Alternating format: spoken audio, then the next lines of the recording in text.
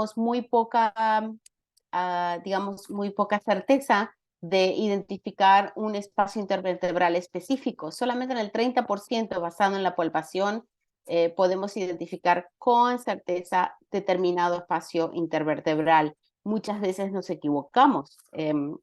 Y eso está demostrado muy bien en esta publicación desde hace unos cuantos años. 5 pacientes en el Reino Unido con una anatomía normal que se les hizo anestesia raquídea, y lo que pasó a estos 5 pacientes fue que desarrollaron, son casos clínicos obviamente, desarrollaron sufrieron una inyección dentro de la médula espinal. ¿Y por qué ocurrió eso?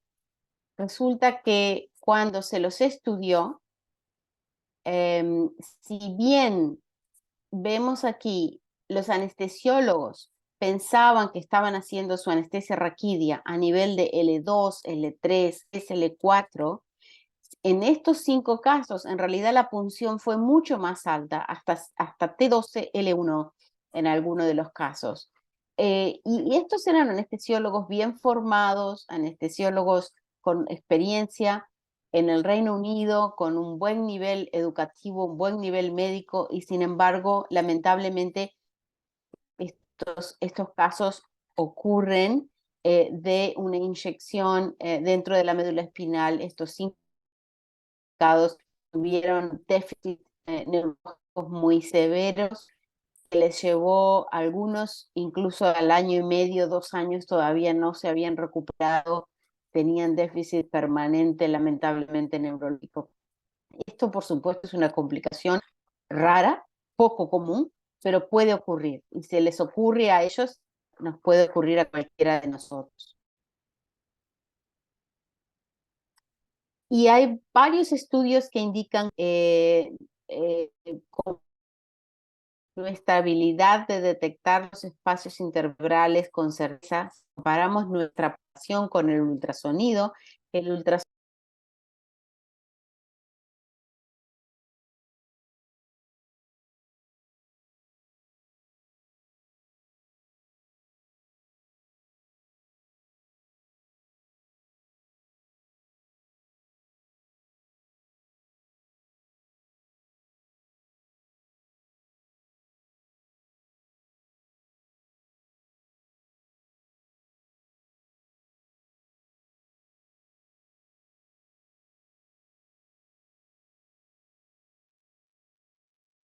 Y lo más importante aún es que cuando el ultrasonido se equivoca, nos equivocamos solamente por un nivel.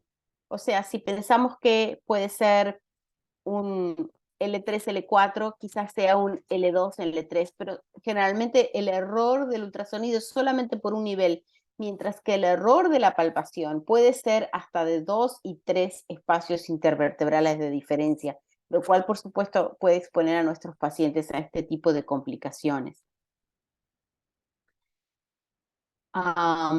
Este es otro estudio que mostró nuevamente lo mismo, o sea que cuando usamos ultrasonido, en este caso se les pedía a los anestesiólogos que ubicaran el L3, L4, el ultrasonido era correcto en un 77% de los casos, y el 23% restante solamente estaba una diferencia de un solo espacio intervertebral, no más. Entonces, esa es la primera razón, es la seguridad. Y la segunda razón es, nos ayuda a hacer nuestra técnica con mayor precisión. Este es un estudio, una metaanálisis de estudios, de 14 estudios randomizados, que incluye pacientes obstétricos, no obstétricos, adultos y niños. Y en este estudio se muestra que usando el ultrasonido nos ayuda a disminuir la tasa de falla de la técnica digamos, en vez de, es mucho más baja la falla de la técnica, solamente 20% menos. O sea, si usando la palpación erramos 10 veces, con ultrasonido erramos solo 2 veces. O sea, es mucho más certera, ¿verdad?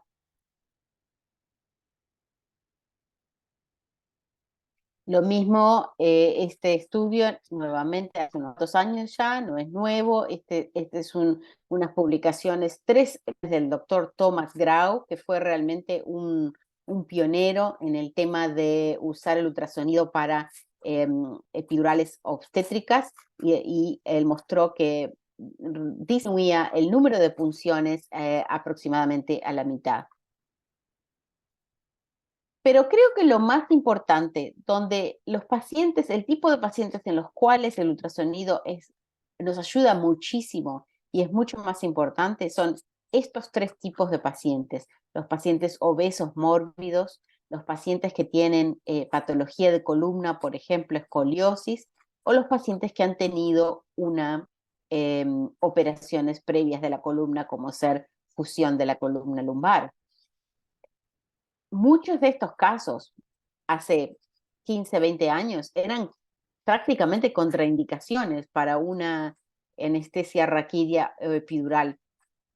Ya hoy en día ya no son contraindicaciones, y el ultrasonido nos ayuda muchísimo a poder hacer estas técnicas de forma certeza, de forma segura en este tipo de pacientes.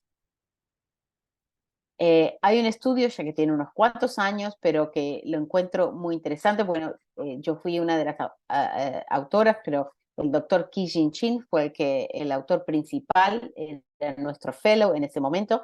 Y lo interesante de este estudio es que se incluyeron 120 pacientes, y solamente se incluyeron aquellos pacientes que podían tener una anestesia raquídea difícil. O sea, pacientes obesos mórbidos con índice de masa corporal más de 35, con escoliosis lumbar o con previa cirugía de la columna lumbar. Y lo que se demostró, estos pacientes iban a tener una prótesis de cadera o prótesis de rodilla, y lo que se demostró fue que al usar el ultrasonido se aumentó la tasa de éxito de la raquidia con una sola punción al doble, de un 32% a un 65% de los casos.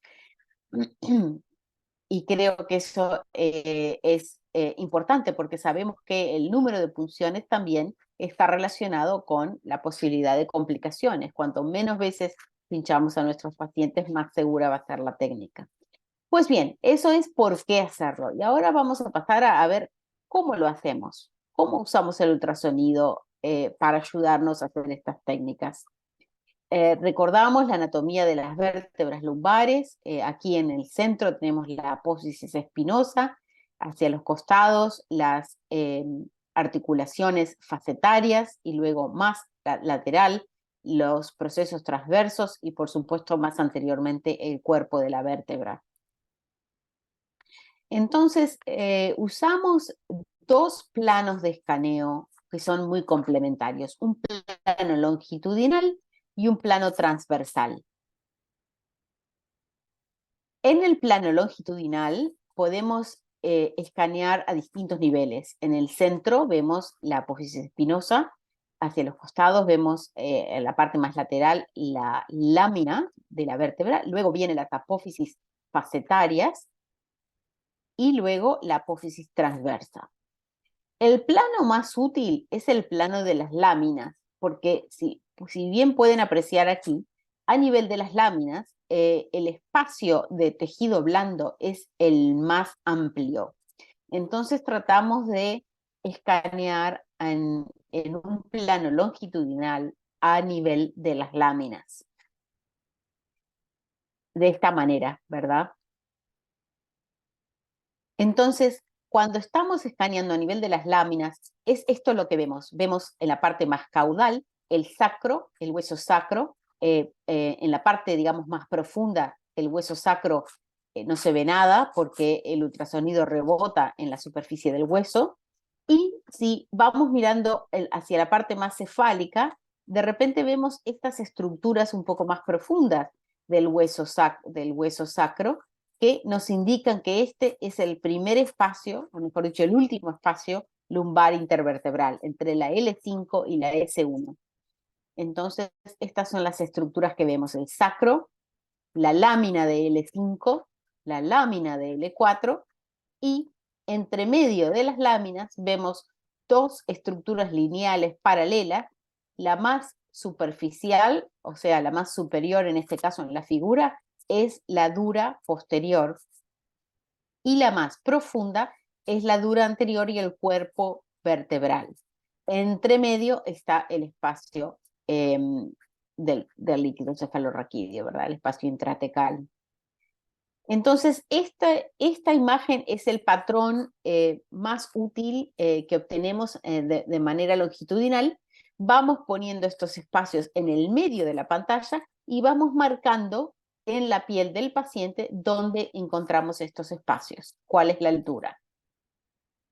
Si nos vamos un poco más hacia afuera, vamos a ver las hipófisis facetarias que se ven como en esta figura, como, digamos, una imagen casi continua de hueso con una superficie redondeada. Algunos dicen que esto parece como un camello, digamos,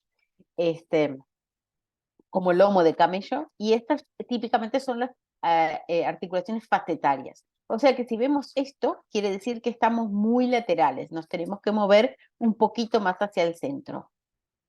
Y si nos vamos aún más al lateral, vamos a ver los procesos transversos que se ven aquí como estos pequeñas apófisis óseas, ¿verdad? 1, 2 y 3, y en el medio el músculo psoas entre los dos. Por supuesto, si vemos esto, significa que estamos muy lateral y nos tenemos que correr más hacia el medio.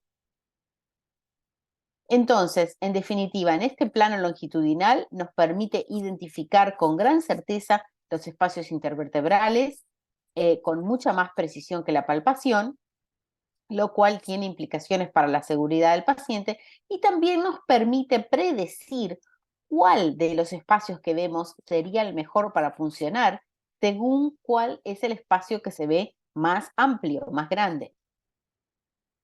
Luego que hacemos el escaneo longitudinal, lo combinamos con un escaneo transversal a nivel de los espacios que ya marcamos.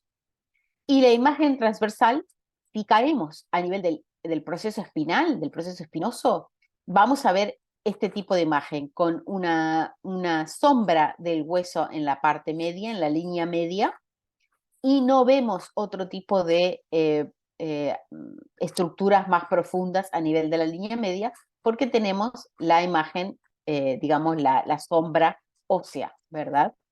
Esta imagen nos indica que estamos a nivel del proceso espinoso, o sea que si nos movemos un poquito más arriba o un poquito más abajo, vamos a llegar al espacio intervertebral, ¿verdad? Y vamos a ver algo así.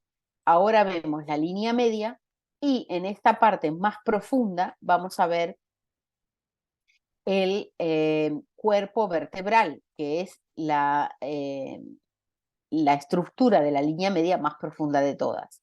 A los costados vemos las apófisis transversales a ambos lados y un poco más superficialmente las apófisis articulares facetarias, ¿verdad? Las articulaciones facetarias aquí a los lados. Entonces, con esta imagen es sumamente útil porque nos indica cuál es el plano exactamente donde tenemos el espacio intervertebral abierto, ¿verdad? Si vemos el cuerpo vertebral es porque hay un espacio de tejido blando, y esto nos permite también medir la profundidad del espacio intervertebral. Como ven aquí, por ejemplo, ¿verdad? Vemos la línea media, las articulaciones facetarias a los costados y las apófisis transversas aún más lateral. Y podemos medir cuál es la profundidad, ya sea del espacio epidural, si es lo que estamos buscando, o del centro del espacio intratecal, si es lo que estamos buscando, según el paciente. Y esta medición en centímetros, por ejemplo, en este caso de este paciente eran 6,5 centímetros, es muy certero, tiene un rango de error de medio centímetro. O sea que si medimos 6,5, puede ser 6, puede ser 7, pero no va a ser 4 ni va a ser 8. Va a ser muy cercano a esa medida. Entonces, el escaneo transversal nos permite identificar la línea media, nos permite, en inglés decimos fine tune, o sea, nos permite con más fineza identificar exactamente dónde está el espacio y nos permite medir la profundidad del espacio epidural o el espacio intertecal. Y también podemos definir el ángulo de inserción, porque según el ángulo que tome el transductor del ultrasonido, si es un ángulo hacia arriba o un ángulo hacia abajo, el ángulo que tenga el transductor del ultrasonido, que nos dé la mejor imagen, ese va a ser el ángulo que tiene que seguir nuestra aguja. Entonces, cuando terminamos, como le decíamos, estos son los tipos de pacientes donde nos ayuda más. Entonces, como ven ahí, por ejemplo, en esta paciente obesa, ven que marcamos en la piel del paciente los distintos espacios, el L5, S1, L4, L5, L3, L4, marcamos la línea media y luego unimos esas dos líneas y nos da exactamente dónde debe ser el punto de la punción. Sabemos el punto de la punción, sabemos la profundidad, sabemos el ángulo, tenemos información en 3 dimensiones. Como ven aquí, es un ejemplo de cómo usamos esto. Lo usamos, nos da información antes de puncionar.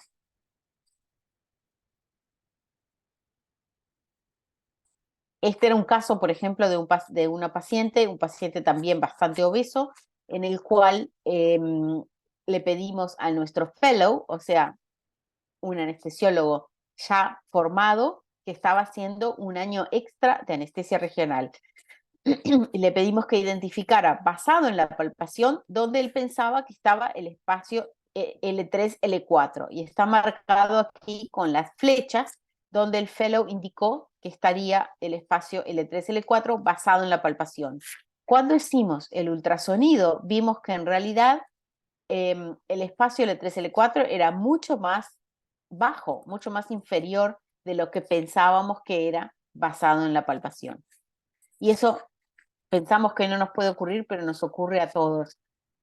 Cuanto más ultrasonido hacemos, más nos damos cuenta que los espacios en realidad son más bajos en general de lo que pensamos. Y eso tiene una implicancia importantísima para la seguridad de nuestras funciones, ¿verdad? Para funcionar en el espacio correcto y no más arriba de lo que debe ser.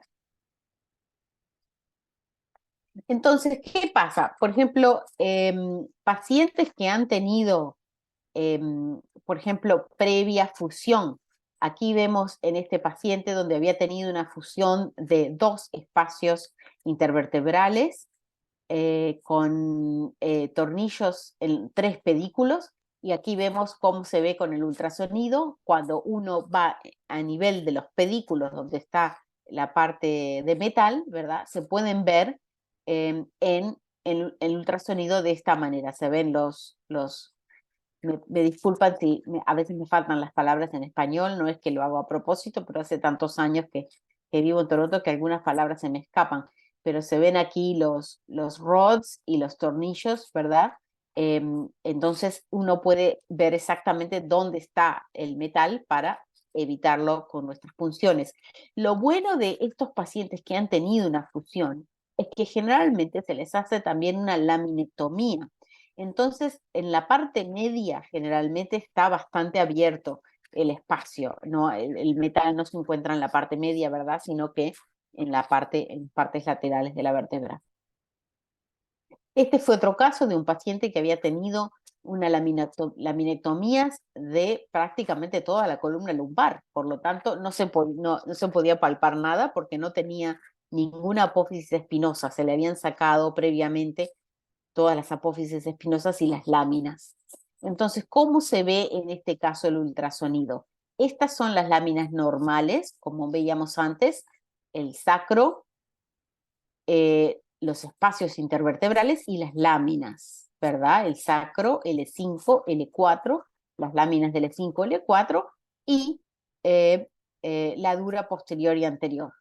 En un paciente que ha tenido laminectomías, en realidad no hay láminas, por lo tanto se ve, discúlpenme, voy a ir para atrás, Por lo tanto, se ve el sacro aquí en la parte distal y luego se ven en la parte más profunda los cuerpos vertebrales y los discos intervertebrales, ¿verdad? Y no hay láminas a ese nivel. Entonces está ampliamente abierto la columna. Y lo que hacemos, en vez de contar láminas o apófisis espinosas, contamos los cuerpos vertebrales. Como ven acá, este es el cuerpo del L5, L4, L3. Este es en ese mismo paciente con todas las laminectomías, un plano transverso, donde estaba ampliamente abierto el espacio. Ven, el cuerpo vertebral se ve clarísimo y es largo, porque al no haber láminas hay mucho menos sombra de los huesos, ¿verdad? Entonces el espacio, el cuerpo vertebral se ve clarísimo. Pudimos medir la profundidad del espacio intratecal en 5.4 centímetros. Elegimos la altura que queríamos puncionar basada en los cuerpos vertebrales, contando cuerpos vertebrales, como veíamos antes, y le hicimos una punción a nivel L4, L5, que es sumamente sencilla, con una sola punción, y como ven aquí de interesante, es que la línea media observada por el ultrasonido no era exactamente la línea media, digamos, the surgical scar, digamos, donde él había tenido la operación de laminectomía, ¿verdad? No, no coincidían, sino que estaba corrida por medio centímetro aproximadamente. Este es otro paciente, como ven aquí, con una patología de la columna lumbar bastante importante, con una escoliosis muy pronunciada, y el ultrasonido nos permite nuevamente ubicar la línea media, nos permite ubicar los espacios y nos permite ubicar la rotación, porque siempre que hay escoliosis no solo hay rotación en el plano vertical, sino que también hay rotación en el plano horizontal entre derecha e izquierda. Entonces, lo que hacemos es, cuando ponemos el transductor del ultrasonido, vamos a ver una imagen de este tipo, una imagen que está como torcida hacia un costado, ¿verdad? Oblicua. Entonces, lo que hacemos es movemos el transductor hasta que obtenemos una imagen simétrica. Y ese ángulo del transductor es el ángulo que tiene que seguir nuestra aguja, ¿verdad? Entonces nos da esa información adicional también. No solo el punto medio, identificamos los espacios, sino que también nos da una idea de la rotación de derecha a izquierda y cuál debe ser el camino de seguir nuestra aguja. En esta paciente, ¿verdad? Con una escoliosis muy pronunciada, la anestesia raquidia fue sumamente sencilla, con una sola punción. Como ven ahí, habíamos marcado el espacio L4, L5, L3, L4 que no tiene números, y L2, L3, y decidimos usar el L2, L3 porque era el espacio que se veía con mayor amplitud en el ultrasonido. O sea que nos da muchísima información, que sería muy difícil deducir este tipo de información basado solamente en la palpación. Entonces, mi recomendación es que aprendamos a escanear en los pacientes sencillos. Eso es como toda, quizá les parezca algo muy obvio, ¿verdad? Como toda habilidad, como toda técnica anestésica, ¿verdad? Nosotros aprendemos a intubar con las vías aéreas fáciles antes de aprender a intubar los pacientes con vía aérea difícil. Y esto es lo mismo, ¿verdad? Tenemos que aprender los patrones de ultrasonido, tenemos que crear esos patrones en nuestra cabeza, y es mucho más fácil aprender con pacientes que tienen patología normal, pacientes pacientes delgados sin patología de la columna. Entonces, a veces ver el ultrasonido, identificar las estructuras, es todo identificación de patrones. Y es como si estuviéramos mirando a una foto muy antigua, ¿verdad? El ultrasonido es algo, son matices de grises, es todo blanco, negro y gris, son todo matices. Y si vemos una foto muy antigua que está como muy borrosa, no sabemos qué es lo que estamos mirando, ¿verdad? No sabemos qué es lo que hay ahí. Con un poco más de enfoque, si las cosas se enfocan un poco más, nos da la pauta de que parecería que son personas, ¿verdad? Vemos personas que parecen estar sentadas en una hilera y si enfocamos un poco más la imagen, parecería que el hombre que está sentado ahí en el centro es alguien muy famoso, Albert Einstein. Y dos personas hacia su derecha está Marie Curie, también muy famosa. Y si tenemos mucho más enfoque en nuestra fotografía, nos damos cuenta que esto es una de los encuentros, de los meetings de Solvay Conferences, las conferencias de Solvay, muy famosas a principios del siglo XX,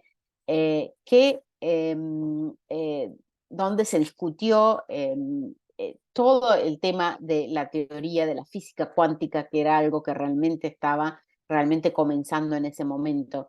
Y de los 29 participantes, 16 de ellos en algún momento llegaron a tener el premio Nobel. Esto es una fotografía muy famosa. Pero, ¿verdad? Una vez que sabemos cuál es el patrón, una buena fotografía es el equivalente a ver un ultrasonido en una persona sana y delgada con con buena anatomía, ¿verdad? Esto sería el equivalente a un ultrasonido en una persona con buena anatomía sana y delgada. Cuando vamos a hacer un ultrasonido en una persona obesa o en una persona con patología, la imagen ya no va a ser tan clara.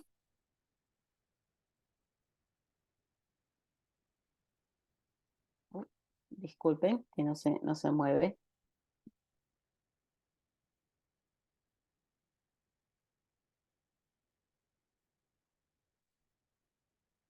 Hmm.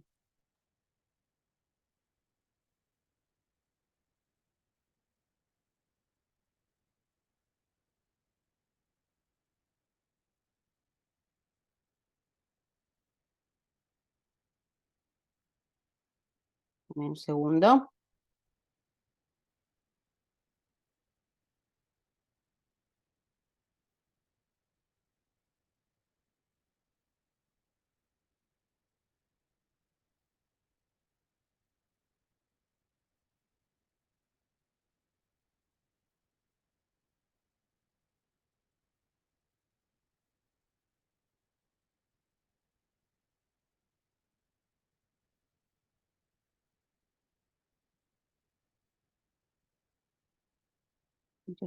Voy a tratar de parar la imagen. Sorry, no me está corriendo. Un segundito.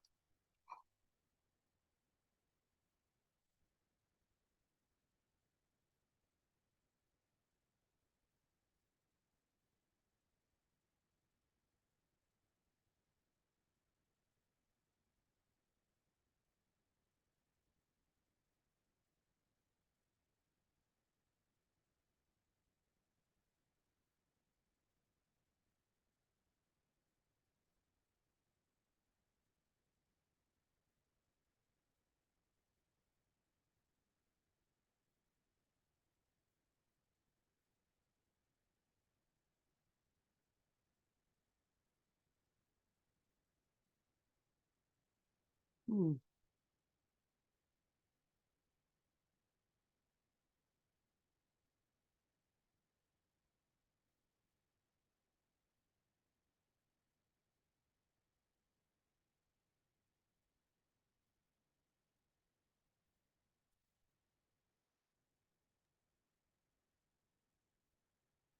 De pronto dejarlo de compartir, doctora, y volverlo a Sí, compartir. eso es lo que estoy tratando de hacer, pero no, por alguna razón no puedo.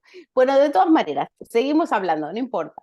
El concepto que les quería decir es que si ustedes, cuando uno ha visto la fotografía buena, cuando uno ha visto la imagen en un paciente con buena anatomía, un paciente delgado con buena anatomía, una vez que ve la fotografía borrosa, sabe perfectamente que en el medio está sentado Albert Einstein y a su costado está Marie Curie, porque ya ha visto el patrón correcto. Entonces, cuando vemos pacientes con patología, con imágenes no tan buenas, el haber visto las imágenes buenas nos ayuda muchísimo a reconocer las estructuras. Así que eso era simplemente el mensaje que les quería dar.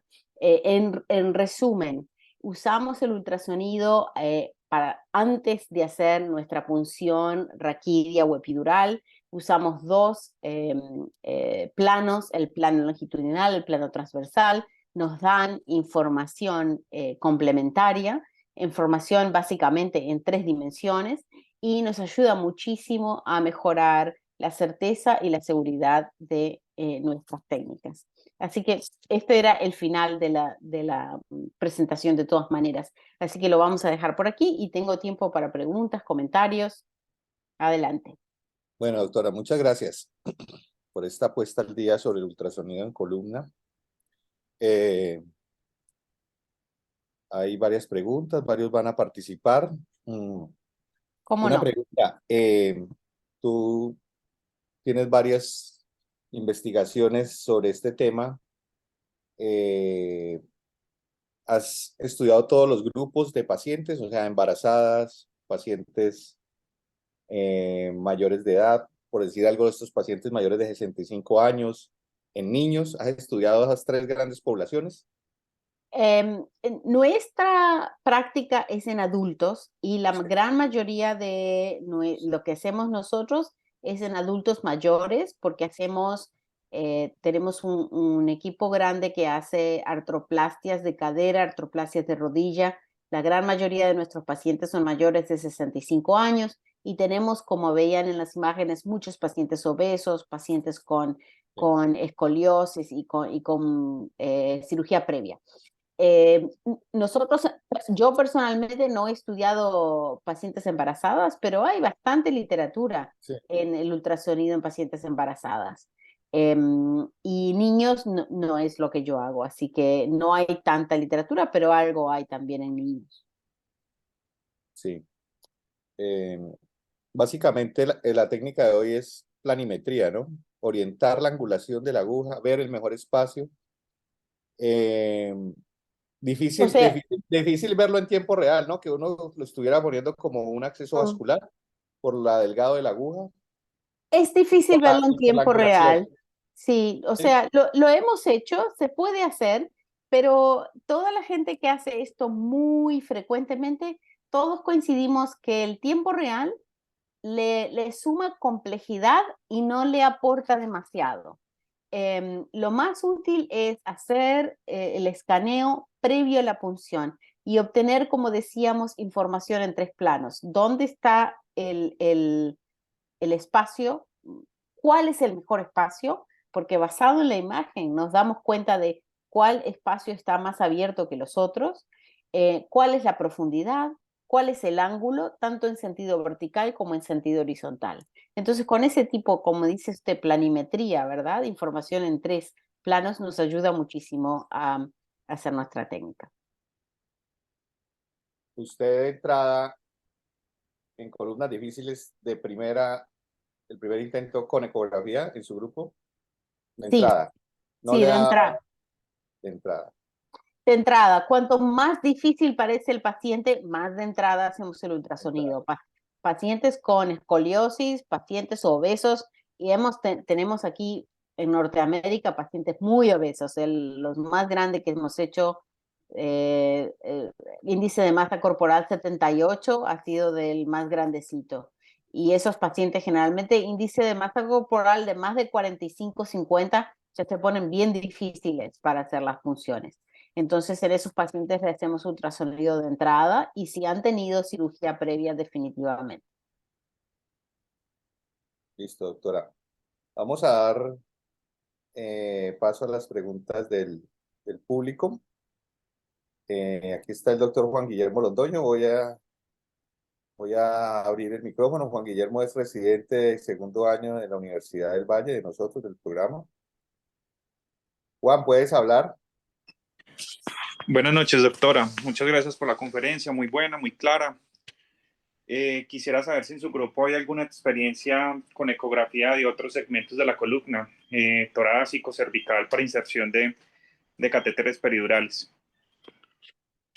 Sí, por supuesto, hay literatura en columna torácica, lo usamos también.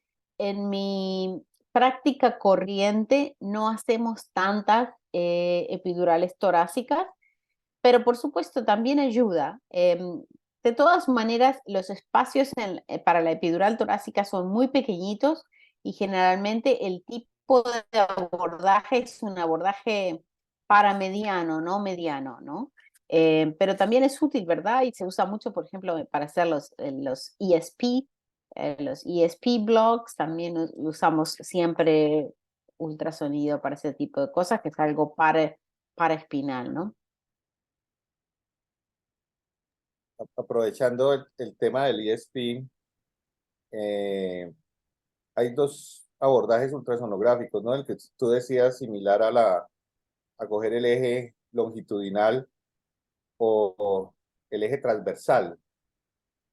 El de mayor práctica es el longitudinal, que uno va viendo también las sombras de las costillas, luego se va acercando paulatinamente hasta que encuentra la zona donde, como cuadrática, en relación a las estructuras óseas donde va a ir el ESP. ¿Tú prefieres esa o usas como otros grupos la longitudinal, que esa se ve hasta en tiempo, o sea, se va viendo la entrada de la aguja completa? Ya, yo generalmente hago longitudinal, pero lo bueno del ultrasonido es que le permite a uno, ¿verdad?, hacer el abordaje que a uno que le resulte más cómodo y que tenga más sentido anatómico, ¿verdad? A mí me gusta el longitudinal, como decía usted, porque uno ve varias vértebras y ve la aguja en todo su trayecto, ¿no? Entonces, pues me parece muy útil, pero sí, hay varias maneras de hacerlo. Bueno, doctora, aquí hay una pregunta de un participante que está como iPhone, no tiene nombre. Le voy a dar el micrófono. Ya puedes hablar. Hola, buenas noches. Muchas gracias por la Buenas noches. invitación. Soy anestesióloga de Bogotá, Hospital San José Infantil. Un residente suyo me compartió la charla. Muchas gracias, profe.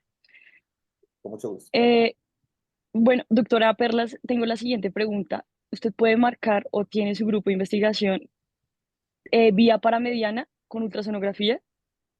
Y mi segunda pregunta es, ¿cuántos casos se requiere para realizar la curva de ultrasonografía de columna para realizar técnica neuroaxial?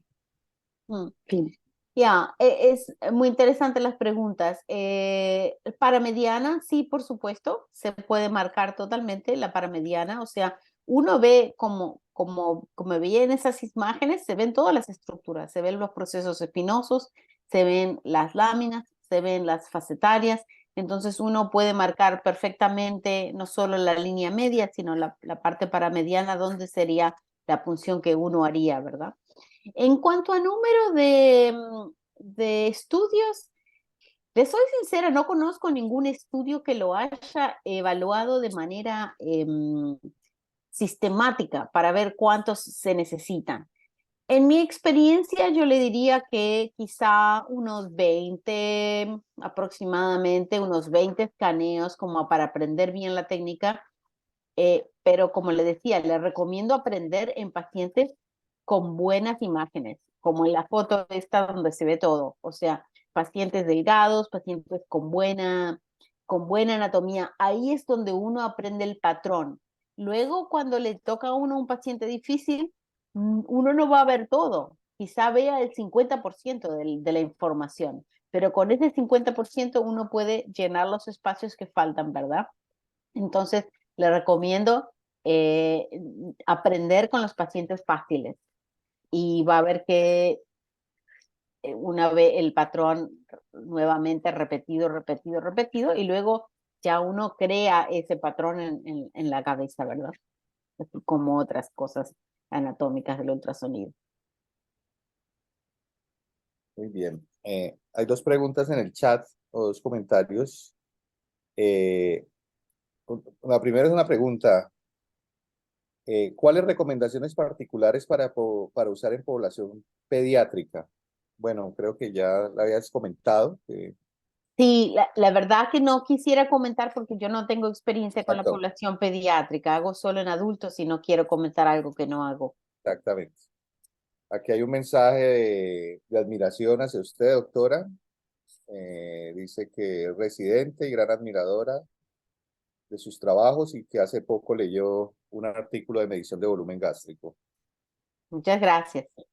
Aquí hay otra pregunta, doctor Jaime. En pacientes con índice de masa corporal mayor de 40 o más, además de la dificultad en localizar el espacio adecuado, también lo es la profundidad. ¿Utilizar agujas más largas? Sin duda, y esa es una de las cosas que el ultrasonido nos facilita. Por ejemplo, las agujas que usamos nosotros, tenemos un kit estándar, las agujas son de 90 milímetros, pero esa es la longitud total de la aguja. Lo más profundo que nos da esta aguja son 7 centímetros, o sea, 70 milímetros. Entonces, al usar el ultrasonido y medir la profundidad, ya sabemos exactamente que si mide más de 7 centímetros de profundidad, vamos a necesitar una aguja más larga, que es una aguja extra que tenemos que mide 12 centímetros. Entonces, antes de funcionar al paciente, ya sabemos si nos va a alcanzar con la aguja común, que es hasta 7 centímetros, o vamos a precisar la aguja más larga. La aguja más larga es un poquito más dificultosa porque es como más flimsy, eso las que usamos nosotros. Entonces, si podemos hacerlo con la aguja común, es mucho, mucho mejor, porque además es la que usamos todo el tiempo y estamos acostumbrados, ¿verdad? Pero el ultrasonido nos ayuda en eso también. O sea, al medir la profundidad, ya sabemos antes de funcionar al paciente si va a ser suficiente con la aguja de todos los días o si precisamos la aguja más larga. Muy bien, doctora. No veo más manos levantadas. No hay más preguntas en el chat de la reunión. No sé si quieran preguntar algo más antes de terminar la conferencia, la reunión académica del día de hoy. No parece, doctora. Muchas gracias por habernos acompañado el día de hoy. Ha sido un placer ¿Ya? por Muchas esta gracias puesta a al día ustedes. de la técnica y esperamos volverla a tener por acá muy pronto en estas ¿Cómo actividades no? académicas. Que esté muy ¿Cómo bien. no? Muchas gracias Igualmente, a todos. gracias a ustedes. Adiós.